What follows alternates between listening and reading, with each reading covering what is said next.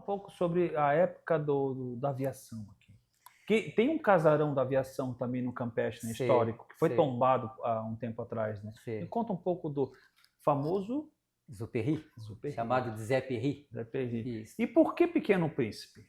Por causa da obra do Zé Perry. Ele tem um livro famoso, né? Segundo os entendidos, o livro mais vendido no mundo é a Bíblia. Sim. E depois é o Pequeno Príncipe. O livro do Pequeno Príncipe. Que fez agora, né, 100 anos. Olha. Se fez 100 anos aí da edição do Pequeno Príncipe, então já chegou na... Não, vai fazer 100 anos ainda, entendeu? Mas é uma obra famosíssima no mundo inteiro, né? Eu tive a oportunidade de ir a Portugal e lá comprei um livro lá em Portugal, lá eles chamam de O Príncipezinho, o que a gente chama aqui de Pequeno Príncipe. Pequeno Príncipe. Sim. Então, lá na França é Le Petit Prince, então, diferente, né? Cada língua, mas sim, é o livro mais traduzido e mais vendido no mundo inteiro. Então o nome se deu à avenida por causa dele. Por causa do Pequeno Príncipe. A aviação francesa chegou aqui no Campeche na década de 1920. Então, de 1923, 1925, né? E o que era essa aviação francesa? Era a entrega de correspondência da Europa para a América do Sul. Aqui era um ponto. Isso. Só que a chegada da correspondência, ela vinha por navio.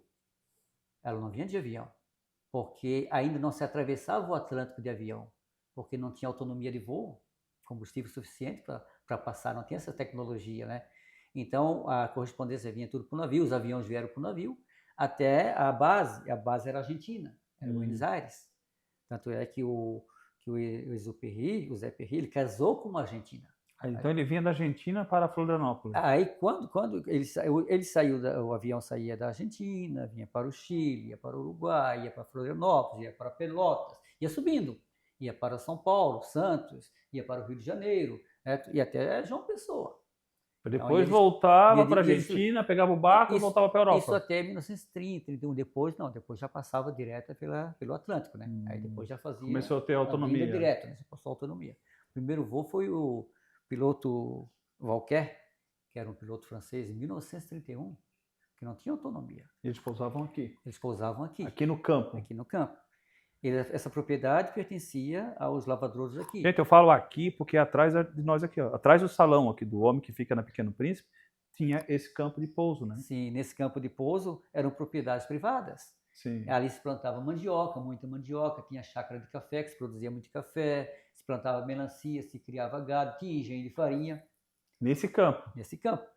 E aí os franceses, né, na negociação, quem negociou essas terras com os franceses foi um assessor, né, que ele tinha o cargo de inspetor do sul e leste da ilha, chamado Senem Cameu. Senem Cameu? Senem Cameu, que é um carioca que veio para cá para trabalhar com o governador Ercílio Luz. Então ele é também que alfabetizou, né, algumas pessoas, inclusive entre elas meu pai, o meu avô, que depois virou professor, né, e ele veio para sediar na Lagoa da Conceição, porque o Campeche pertencia ao distrito da Lagoa. O Campeche não era um distrito. O Campeche só vai ser distrito em 1995, quando a prefeitura estava na prefeitura o prefeito Sérgio Grando, então, que era da Frente Popular. 85, em 95. 95. Em 95. 85 era a ditadura. A Avenida Campeche não era asfaltada ainda. A Avenida Campeche asfaltada em 1996. O único asfalto que tinha aqui era a Pequeno Príncipe. A Pequeno Príncipe, né? Como que vocês chamavam aquela região que ficava aqui para trás, que era uma vassoura, é isso? A gente chamava ali o gramal, a campina. Que o mato era uma vassoura que vocês viam? O vassourão, mas o mais vassourão mesmo, que a gente chamava vassourinha, era a região mais norte. Mais norte. Isso aqui é uma planície, né? Sim. É uma grande planície, né? Tem vassouras, tem pequenos arbustos, tem restinga, tem brejo e tem campos. Então é uma planície. E no meio dessa planície tem um morro, uma grande montanha chamada Morro do Lampião. Morro do Lampião, o famoso Morro do Lampião. Que tem uma visão de 360 graus. Olha, o pôr do sol, o nascer do sol e o pôr do sol lá é fantástico, né? E o Morro do Lampião, por que esse nome? Porque lá em cima, naquele tempo não tinha a precisão da chegada do voo. Imagine, né? Não tinha satélites para ter a precisão da chegada do voo. Como a gente está acostumado no aeroporto hoje, está lá, vai chegar a tantas horas, tantos minutos, a tantos segundos. Não tinha isso. Então precisava estar prevenido para a chegada do voo. Então, de noite, quando ia sair o voo, de noite se colocava o lampião, se acendia o lampião bem lá no pico do morro, lá em cima. Tem uma história que iam lá em cima acender esse lampião, sim, né? tinha as pessoas. Que é para orientar o avião por causa do morro, é isso, né? E no outro dia de manhã, tinha que subir lá para apagar, para não gastar combustível à toa, não gastar querosene à toa.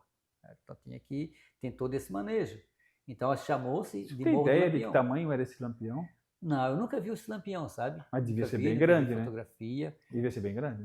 Talvez até não, né? Naquela época, né? Mas era um voo, porque também o voo daquele tempo, os aviões eram pequenos, né? Então também não voava tão alto, não voava em... Sim, até porque o Morro do Lampião ele não é tão alto assim, né? Ele é alto. E depois tu tens que entender que não tinha outra luz. Sim, por isso que deram o nome de Morro do Lampião. Não tinha outra luz. A luz que aparecia era do Lampião.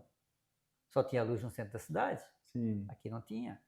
A energia elétrica chegou aqui, como eu te falei, em 1970, para a região do Rio Tavares, para o Campeche em 1971. E por que ela chega na região do Rio Tavares em 70? Porque ali estava instalado o primeiro britador, que ainda não era pedrita. Certo? A pedrita veio em 72. E aí esse britador, pertencia a um senhor lá de Paulo Lopes, ameaçou o município que ia tirar daqui. Caso não colocasse energia elétrica. E era um gerador de emprego. Então não podia perder a pedrita. Tem que deixar, que não era pedrita ainda. Era apenas uma pedreira, né? Apenas uma pedreira, né? Com gerador próprio. Essa pedreira era onde? Era no Rio Tavares mesmo? É onde está até hoje. Hoje é pedrita? Hoje é pedrita. Onde é a pedrita hoje? Onde é a pedrita hoje, é exatamente ali. Aquele mesmo morro. Isso. Então ali, certo, no Rio Tavares foi atendido. No Campeche não. Mas no Ribeirão da Ilha já tinha luz. A luz chegou no Ribeirão da Ilha.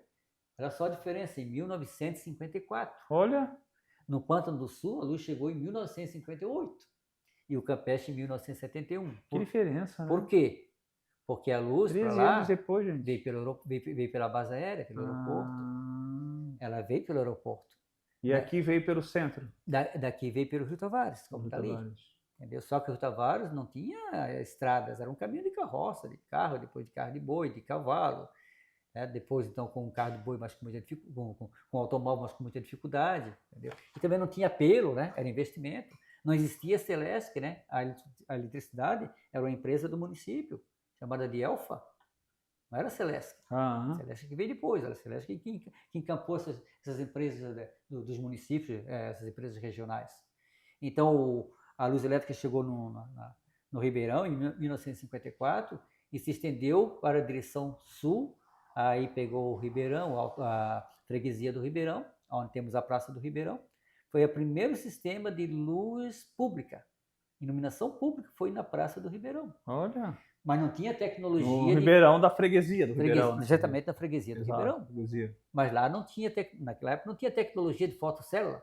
Então tinha alguém que ficava responsável em armar e desarmar a chave, todos os dias, que era a dona Chiquinha, que era também da família do comerciante mais forte lá, que era o Norberto da Silva, que já tinha a fábrica de café, tinha olaria, tinha cachaçaria, ele exportava pescado para São Paulo em caixa de madeira. Então o Ribeirão tinha todo esse núcleo, né, muito forte na freguesia do Ribeirão. Depois que veio em sentido norte, né, pelo Alto Ribeirão, e chegou até o Pântano do Sul, para depois ainda chegar no Campeche em 1971.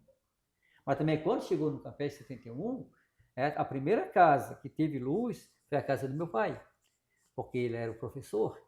Então a Celesc, na época era a Elfa, né? Seu pai era o? Professor Adriano Alexandrino Daniel. Adriano Alexandrino Daniel. Então a Elfa fez toda a instalação, fizeram um coquetel de inauguração. Então vocês têm que entender que a luz elétrica só atingia a estrada geral. Mesmo assim, em direção ao Campeche Norte, ia até um pouquinho antes do Novo Campeche. Do Novo Campeche até chegar lá no Rio Tavares, perto da Pedrita ali, onde encontra a SC, ali não tinha luz elétrica. Isso é bem depois, 5, 6 anos depois. Olha. A Pau de Canela só tinha luz elétrica a 300 metros. Né? As servidões aqui não tinham luz elétrica, mesmo porque tinha dificuldade. Quais são as dificuldades? Dificuldade de material. As pessoas eram pobres, não tinham como comprar material elétrico. Dificuldade para achar eletricista, era um eletricista para atender todo mundo. E depois também a questão do pessoal não confiava, né? Porque antes de trazer a luz elétrica, a Elva veio aqui e fez uma palestra orientando as pessoas, né? Dizendo que era perigoso, que tinha que saber manusear, tal. E algumas pessoas se assustaram. Se assustavam. Tem o caso de uma velhinha aqui, a dona Cateta, que morreu sem colocar luz elétrica. Tinha medo? Perguntava, dona Cateta, vamos colocar luz elétrica? Não, não vou colocar na minha casa uma coisa que mata. Porque assustou, com a história da luz elétrica. Então a história da luz elétrica é muito recente. Aí chegou em 71, logo em seguida, no ano seguinte chegou a CEOV. Então a CEOV é de 72.